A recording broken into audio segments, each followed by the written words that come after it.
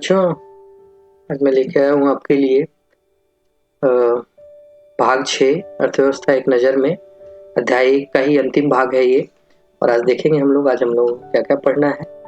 ये मेरा परिचय है, इसके बारे में पहले भी मैं बता चुका हूँ। वीडियो भी अपलोडेड है, डिस्क्रिप्शन में लिंक दिया हुआ है, उस पर जाके आप पूरा वीडियो देख सकते हैं जिसमें मेरे बारे में सब कुछ बताया गया है।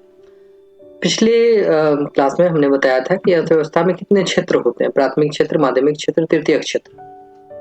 ठीक है, आज हम देखेंगे कि अर्थव्यवस्था के क्या प्रकार है। देखिए बच्चों, एक चीज हमेशा ध्यान में रखिए कि एक एग्जामिनर जो है ना, वो आपको अपने शब्दों पे खेलता है।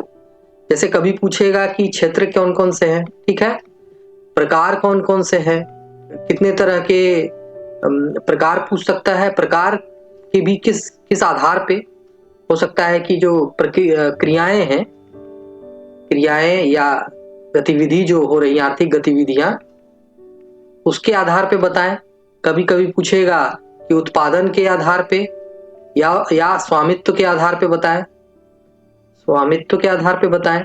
ठीक है, तो आप ऐसे में देखें कि हर एक तरह से जो मानव ने क्या किया है, अपनी अपनी सुविधा के अनुसार हर एक काल में या तो हर एक दशक में देखें तो इंसान ने अपने तरह से पूरी आर्थिक गतिविधियों को एक वर्गीकरण किया है और उनको फिर बाद में चलकर भिन्न भिन्न तरह से और वर्गीकरण किया है। और इसके तरह से देखें तो और भी आप देखेंगे कि प्राकृतिक संपदा के आधार पे, प्राकृतिक संपदा के उपयोग के आधार पर कितने प्रकार के होते हैं। ठीक है, तो बहुत सारी चीजें हैं जो ये, ऐसा मैंने पहले भी कहा है, कोई हार्ड एंड फास्ट रूल नहीं है कि ऐसे होगा। आप जिस तरह से चाहें अर्थव्यवस्था को भिन्न क्षेत्रों में बांट सकते हैं। कुछ ऐसी चीजें हैं जो हमेशा से सतत चली आ रही हैं, लेकिन प्रकार का निर्धारण जो है हो सकता है उत्पादन के आधार पे हो सकता है, वितरण के आधार पे हो सकता है, उपभोग के आधार पे हो सकता है ना। जैसे आर्थिक व्यवस्था जो है, आर्थिक अगर बोलेंगे कि कहीं अर्थव्यवस्था है, अर्थव्यवस्था कहीं चल रही है, तो वहां पे 3 बहुत महत्वपूर्ण जो स्टेज है वो क्या क्या है, महत्वपूर्ण जो कदम है, उसमें क्या क्या है। अर्थव्यवस्था में जो होने वाली महत्वपूर्ण क्रियाएं हैं वो है उत्पादन, वितरण और उपभोग। तीनों ये गतिविधि अगर किसी एक व्यवस्था में हो रही है तो उसको आर्थिक गतिविधि कहते हैं या उसी को अर्थव्यवस्था के नाम से जानते हैं। ठीक है, तो ये आप हमेशा ध्यान रखें कि हो सकता है उत्पादन के आधार पे कुछ और प्रकार हो, होता है 10 प्रकार हो, वितरण के आधार पे 5 प्रकार हो, उपभोग के आधार पे अर्थव्यवस्था को परिभाषित किया गया और प्रकार खोजे गए। तो ये आप इस चीजों में मत पड़िएगा, बस आप ये ध्यान रखें कि जो एकदम बेसिक, एकदम साधारण चीजें हैं उनको ध्यान रखें। अगर आप इसमें जाएंगे तो फिर ये पूरी की पूरी तरह से अर्थव्यवस्था की पढ़ाई हो जाएगी। अर्थव्यवस्था के बारे में इकोनॉमी की पढ़ाई जो होती है, इकोनॉमिक्स कहते हैं, वो हमारे परीक्षाओं का आधार नहीं है। हम इकोनॉमी की परीक्षाएं तो नहीं दे रहे हैं, इसीलिए आप देखते होंगे ज्यादातर बजट से क्वेश्चन पूछा जाता है, आर्थिक सर्वे जो होता है उससे क्वेश्चन पूछा जाता है, सर्वेक्षण जो होता है, तो वो सारी चीजों से, अर्थव्यवस्था से संबंधित क्वेश्चन पूछे जाते हैं जो आप एक व्यक्ति पेपर में पढ़कर समझ सकता है, उसको किताब पढ़ने की जरूरत नहीं, समझे। तो उस तरह से पूरी अर्थव्यवस्था को देखना है हमें। चलिए आइए देखते हैं। बेसिक 3 प्रकार के होते हैं, वो सबको देखें कि किस तरह से परिभाषित है। देखिए, कृषि अर्थव्यवस्था, औद्योगिक अर्थव्यवस्था और सेवा अर्थव्यवस्था। अभी वर्तमान में जो व्यवस्थाएं हैं उसमें मौलिक रूप से 3 तरह से अर्थव्यवस्था को वर्गीकृत किया गया है, जिसमें कि कृषि अर्थव्यवस्था, औद्योगिक अर्थव्यवस्था और सेवा अर्थव्यवस्था। ठीक है, ये इसको आप पीछे अगर जाएंगे, मेरी पिछली क्लासेस भी देखेंगे, तो आप पाएंगे कि इसी आधार पे प्राथमिक, द्वितीय, ठीक है, और तृतीयक क्षेत्र का निर्धारण भी होता है।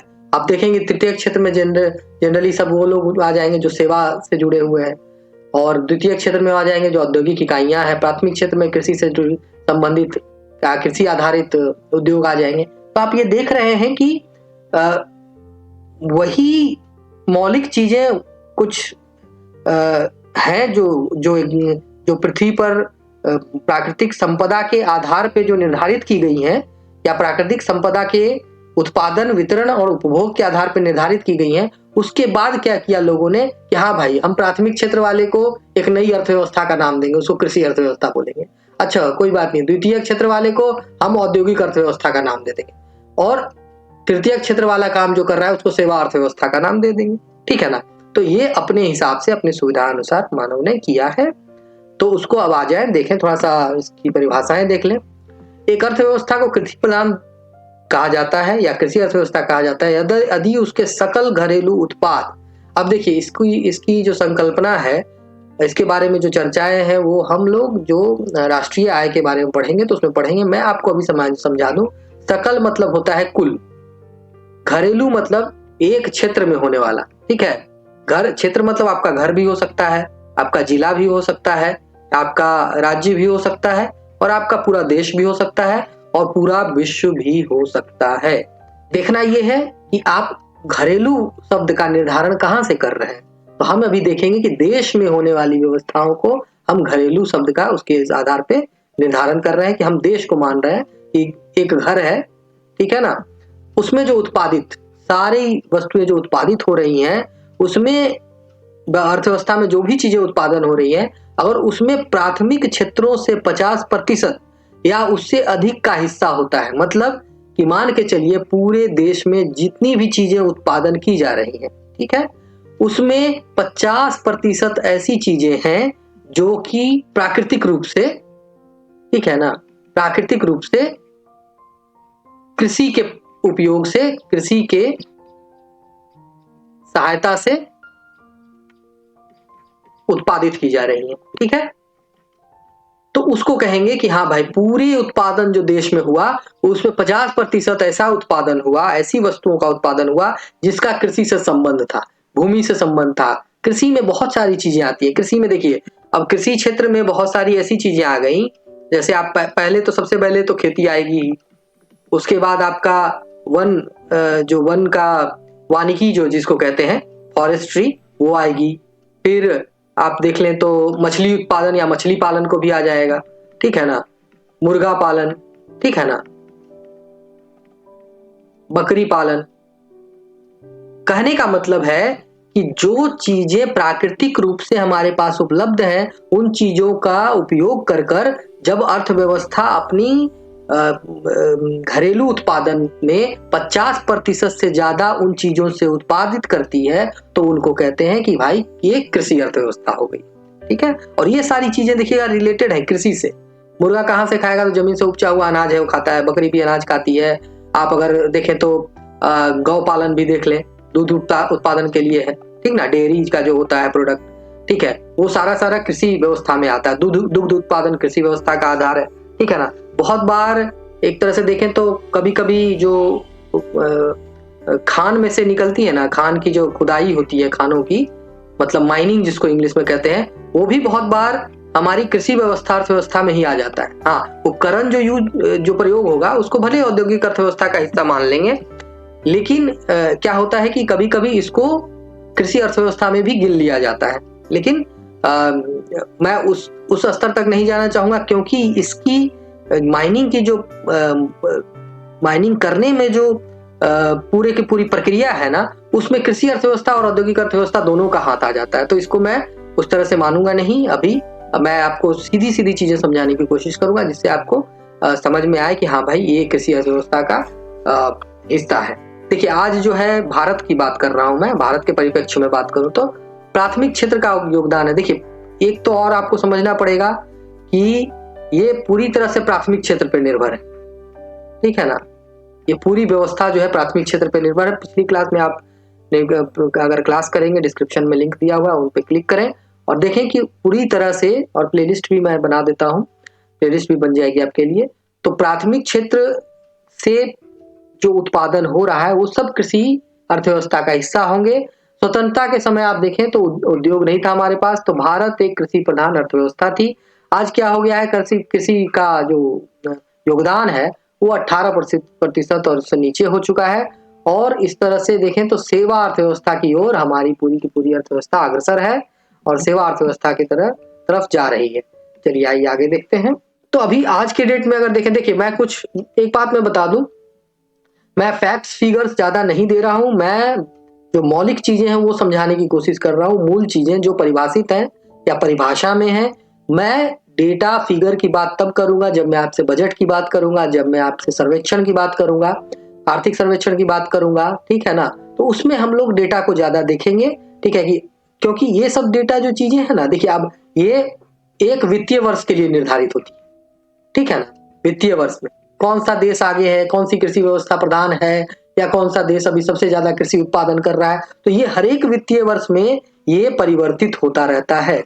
आप समझ रहे होंगे मैं क्या कह रहा हूं। तो मैं अभी उन सब चीजों की चर्चा नहीं करूंगा, मैं उन चीजों की चर्चा करूंगा जो स्टैटिक है।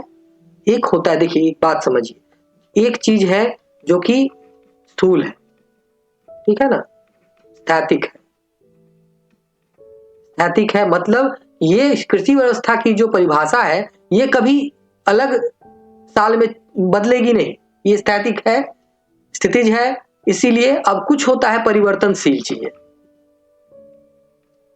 परिवर्तनशील है मतलब क्या है, डायनेमिक है। डायनेमिक इकोनॉमिक्स का हिस्सा है, ठीक है। इकोनॉमी का मतलब क्या हो गया, कितना उत्पादन हुआ, कितना कंट्रीब्यूशन हुआ, कितना वितरण हुआ, कितना उपयोग हुआ, किस देश ने इस बार प्रथम स्थान लाया, किस देश ने द्वितीय स्थान लाया। तो मैं उस व्यवस्था के बारे में भी आपसे बात करूंगा। लेकिन अब अगर डायरेक्ट यहाँ पे बजट की बात करने लगूं, ठीक है ना, यहाँ बजट की बात करने लगूं, आर्थिक सर्वेक्षण की बात करने लगूं, तो जो बच्चे इकोनॉमी नहीं पढ़े हैं या नहीं ज्यादा अच्छी तरह से अभी तक समझ पाए हैं, उनको तो दिक्कत होगी, क्योंकि यहाँ मैं डायरेक्ट बात करूंगा जीडीपी की, है कि नहीं, नेशनल इनकम की बात करने लगूंगा, है कि नहीं। तो अब वो नेशनल इनकम अगर नहीं समझ रहे हैं, मैं यहाँ डायरेक्ट बात करूंगा, आइए प्राइमरी सेक्टर ये होता है, सेकेंडरी सेक्टर होता है, कृषि व्यवस्था ये होती है, औद्योगिक व्यवस्था ये है, औद्योगिक व्यवस्था का इस बार हमारे अर्थव्यवस्था में इतना योगदान रहा, कृषि व्यवस्था का इतना योगदान रहा। अब आप कृषि अर्थव्यवस्था को समझ ही नहीं पा रहे हैं कि होती क्या है और किस तरह की अर्थव्यवस्था, किस देश की अर्थव्यवस्था को कृषक अर्थव्यवस्था कहेंगे, तो फिर आपको दिक्कत हो सकती है। तो मैं चाहता हूं कि पहले जो चीजें डायनेमिक नहीं है, परिवर्तनशील नहीं है, उन सब चीजों के बारे में हम पढ़ें, परिभाषाओं को पढ़ें, और उसके बाद फिर हम लोग डायनेमिक चीजों के बारे में चर्चा करेंगे। चलिए, अभी जो फिलहाल जो स्थिति ये है कि सबसे ज्यादा जो है चीन इस पूरे विश्व में जो योगदान है चीन का सबसे ज्यादा है विश्व में योगदान, ठीक है ना। मतलब कि कृषि व्यवस्था से जो उत्पादन हो रहा है, उस उत्पादन का सबसे ज्यादा विश्व में योगदान चीन के द्वारा किया जा रहा है, करीब 19.5% है। ये डेटा 2018-19 के आसपास का है, और जहां तक मुझे जानकारी है अभी भी लगभग उसी परिस्थिति में है। मैंने आपको कहा है जब हम डेटा फिगर्स की बात करेंगे, जब हम संख्याओं की बात करेंगे, उस समय हम आपको अपडेटेड देंगे, क्योंकि उसका अपडेटेड होना ही आपके लिए इंपॉर्टेंट है। बाकी बस ये समझाने के लिए कह रहा हूँ। उसके बाद अभी बाद में देखें तो ये भारत आ जाता है, ठीक है ना। भारत करीब पूरे विश्व में होने वाले कृषि उत्पाद का 7.5% जो है वो हिस्सेदारी इसकी रहती है, ठीक है। और चाइना, भारत है, फिर ये दोनों की बात कर ले, सबसे बड़ा है अभी जो कंट्रीब्यूशन कर रहा है, योगदान कर रहा है। अब आज ये थोड़ी औद्योगिक अर्थव्यवस्था की बात में एकदम सीधी सी बात है कि यदि द्वितीयक क्षेत्र मतलब जो औद्योगिक क्षेत्र है किसी अर्थव्यवस्था में कुल उत्पादन मूल्य में 50% या उससे अधिक का योगदान देता है, तो इसे औद्योगिक अर्थव्यवस्था कहते हैं। अगर हम फैक्ट्री से मान के चलिए हमारे पास फैक्ट्री है, उसका प्रयोग ज्यादा हो रहा है, देखिएगा कृषि अर्थव्यवस्था ज्यादातर उन देशों के द्वारा इसमें योगदान है, या कृषक अर्थव्यवस्था उन देशों की है जो अभी या तो विकासशील है या नहीं तो अविकसित है। जैसे अफ्रीकी देश है, बहुत सारी अफ्रीकी देश ऐसे हैं जो अभी तक प्राथमिक क्षेत्र पे निर्भर हैं और कृषि अर्थव्यवस्था पे निर्भर हैं, और वहां से ही उनका सबसे ज्यादा उत्पादन या वहीं से उनका जीविकोपार्जन भी होता है। अब औद्योगिक अर्थव्यवस्था में आ जाए, यदि जो द्वितीयक क्षेत्र के बारे में मैंने आपको पहले ही बताया है कि किस किस तरह के क्षेत्र हैं, आप पिछले वीडियो में देख सकते हैं।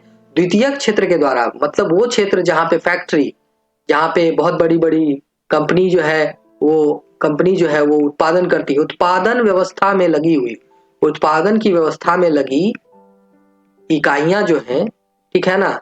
तो इसमें क्या होगा, ये इकाई कैसी होगी, तो इसमें ज्यादा से ज्यादा क्या होता होगा? उपयोग मशीनी उपकरणों का उपयोग होता होगा, मशीनी उपकरण का उपयोग होता होगा, ठीक है ना, उसका उपयोग होता होगा। और ये सारी मशीनी उपकरण किसका उपयोग करती? इस यहाँ से देखेंगे तो यहाँ से ये क्या लेती हैं? कच्चा माल लेगी, ठीक है ना। अब इनका उपयोग करके यहाँ उत्पादन करेगी। तो हम यही देख पा रहे हैं कि औद्योगिक व्यवस्था वो व्यवस्था है जिसमें कि पूरी सकल घरेलू उत्पाद या कुल उत्पादन का 50% या उससे अधिक योगदान इन पूरी मशीनी अर्थव्यवस्था या मशीनी व्यवस्था के द्वारा इस कच्चे माल का उपयोग करते हुए दिया जाता है या उपयोग किया जाता है, या उसमें उसकी जो हिस्सेदारी है वो 50% से ऊपर हो जाती है। तो वैसे देशों की सारी अर्थव्यवस्थाओं को हम औद्योगिक अर्थव्यवस्था कहेंगे, ठीक है। अब औद्योगिक अर्थव्यवस्था की बात कर लें तो उसमें भी देखें तो अगर देखें तो चीन जो है वो सब सर्वाधिक ऊपर है। उसके बाद आप देखें तो भारत नहीं, अमेरिका अमेरिका दूसरे स्थान पे आएगा, जो अभी तक चल रहा है। लेटेस्ट जो 2021-22 का होगा वो मैं आपको बताऊंगा जब डायनेमिक चीजें पढ़ाऊंगा। उसके बाद तीसरे स्थान पे अगर देखें तो भारत ही है। भारत में औद्योगिकरण काफी बड़े स्तर पे बढ़ा है पिछले 30-35 सालों में। 1990 के बाद औद्योगिकरण अच्छा खासा हुआ है यहाँ पे, जिसके कारण से द्वितीय क्षेत्र का जो कंट्रीब्यूशन है या उसका देखें तो हिस्सेदारी है वो बहुत बड़ी है भारत में भी। अब आ जाए सेवा अर्थव्यवस्था को देख लें थोड़ा। यह अर्थव्यवस्था जहां 50% क्या उसका उत्पादित या अधिक उत्पादित मूल्य तृतीय क्षेत्र से आता है, वैसी मतलब टर्शियरी सेक्टर या तृतीय क्षेत्र वैसी क्षेत्र हैं जो सेवा अर्थव्यवस्था के द्वारा दी जाती हैं। ये पूरी तरह से जैसे मान के चलें आपकी बैंकिंग हो गई, बीमा हो गया, ठीक है। सेवा व्यवस्था को देखें तो रेलवे का आवागमन हो गया। मैं रेलवे फैक्ट्रीज की बात नहीं कर रहा हूँ, मैं रेलवे आवागमन की बात कर रहा हूँ, ठीक है। अब आ जाए जो आप टिकट लेते हैं आते जाते हैं, वो भी एक तरह की सेवा दे रहा है आपका। देख लें तो अगर टूरिज्म हो गया, ठीक है, टूरिज्म, ठीक है ना, जो घूमते फिरते हैं हम लोग। उसके बाद देखें तो जो इतने सारे जो मेडिकल की जो स्वास्थ्य व्यवस्था जहां आपको स्वास्थ्य सेवाएं मिलती हैं, ये मैं ये नहीं पा रहा हूँ कि जो हेल्थ सेक्टर में उत्पादन करते हैं, उत्पादन नहीं, आप जो हॉस्पिटल जाते हैं अपनी सेवा लेते हैं, उस सब की बात कर रहा हूँ। तो इस सब सेवा का अगर इन सब चीजों को मिलाकर जो हमारे अर्थव्यवस्था में अगर इनकी हिस्सेदारी 50% से ऊपर हो गई तो इनको कहा जाएगा कि भाई ये देश सेवा अर्थव्यवस्था पे निर्भर है, या सेवा अर्थव्यवस्था इसकी मतलब प्राथमिक अर्थव्यवस्था है, ठीक है ना। तो उसके आधार पे ये देश चल रहा है। अभी देखें तो भारत में इस अर्थव्यवस्था के बारे में अगर बात करें तो भारत ने तेजी से जब से 1999 में, ठीक है ना, 90-91 में तो इसमें यहाँ से शुरू हो गया था, जब नई औद्योगिक नीति या कहें कि आर्थिक नीतियां आई थी, जिसमें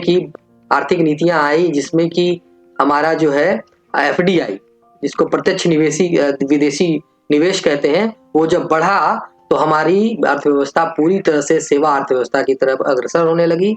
और अभी के डेट में मुझे जहां तक जानकारी है, हो सकता है एग्जैक्ट ना बता पाऊं, लेकिन 46 से 47% अर्थव्यवस्था की जो है, अब जैसे इसमें बड़ी बड़ी सॉफ्टवेयर की कंपनियां भी आ गई, ठीक है, सॉफ्टवेयर कंपनी, ठीक है, ये क्या करती हैं? ये सॉफ्टवेयर का निर्माण करती हैं, और जो क्या करती हैं वो उससे संबंधित जितनी सेवाएं हैं वो सारी सेवाएं देती हैं, ठीक है ना। ईमेल हो गया, इंटरनेट हो गया, आपका जितना भी ऐप अभी चलता है, मोबाइल फोन हो गया, ये सब इसी सेवा अर्थव्यवस्था में आता है। तो 46 से 47% जो उत्पादन है या हमारा रोजगार भी है, वो बहुत बड़े स्तर पर इस सेवा में पे निर्भर है, ठीक है। तो हम एक तरह से देखें तो भारत जो है सेवा अर्थव्यवस्था की ओर अग्रसर है। हो सकता है कि अगले 10 सालों में भारत पूरी तरह से सेवा अर्थव्यवस्था पर निर्भर हो जाए, पूरी तरह से नहीं लेकिन 50% से ऊपर जरूर हो जाएगा। देखें तो विश्व में अमेरिका जो है वो सबसे बड़ी सेवा अर्थव्यवस्था है। उसके बाद देखें तो चीन है, उसके बाद जापान है, और फिर देखें आपको तब जाके चौथे नंबर पे शायद भारत आता है। अभी इन डेटा और फिगर पे को मैं सिर्फ ये समझें और बात दिमाग में रखें, इन डेटा और फिगर को सिर्फ मैं समझाने के लिए दे रहा हूँ। वर्तमान परिस्थिति में या जब मैं पढ़ाऊंगा उस समय में क्या स्थिति रहती है तो मैं आपको एग्जैक्ट बता पाऊंगा। चलिए अब देखते हैं कि अब आप समझ गए होंगे सेवा अर्थव्यवस्था। खासकर आप एक चीज समझिए, कृषक अर्थव्यवस्था में ज्यादातर कौन से देश हो सकते हैं? तो विकासशील देश हो सकते हैं। और कौन से देश हो सकते हैं? अविकसित देश हो सकते हैं, क्योंकि यहाँ पे तो औद्योगिकरण बहुत हुआ नहीं होगा, तो ये बेचारे ज्यादातर कृषि पे निर्भर होंगे। इसमें वो देश हो सकते हैं जो विकसित हो सकते हैं, ठीक है, और या विकासशील हो सकते हैं, समझ रहे होंगे आप।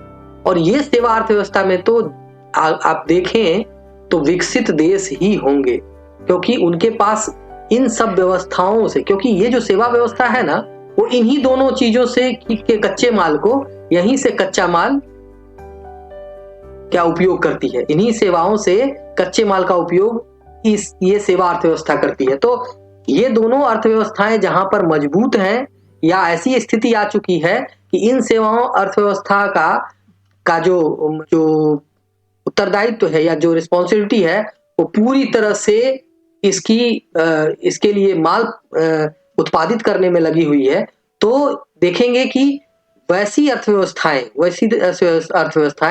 जो औद्योगिक या कृषि अर्थव्यवस्था से ऊपर उठ चुकी हैं, वही अर्थव्यवस्था या वही देश सेवा अर्थव्यवस्था में बहुत आगे बढ़ा है।